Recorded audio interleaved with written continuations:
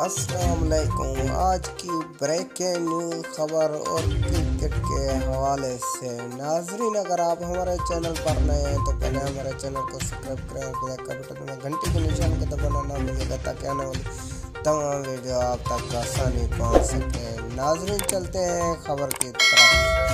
ناظرین، کرکٹ کے حوالے سے افغانستان اور پاکستان کا بڑا ٹاکرا ہونے جا رہا ہے اور بھارت اور نیوزی لینڈ کے بعد پاکستان نے افغانستان کے لیے کمر کس لی اور بابر اعظم نے کہا ہے کہ عوام سے دعا کی اپیل کرتے ہیں کہ وہ ہمارے لیے دعا کریں اور افغانستان کو میچ میں شکست دی جائے۔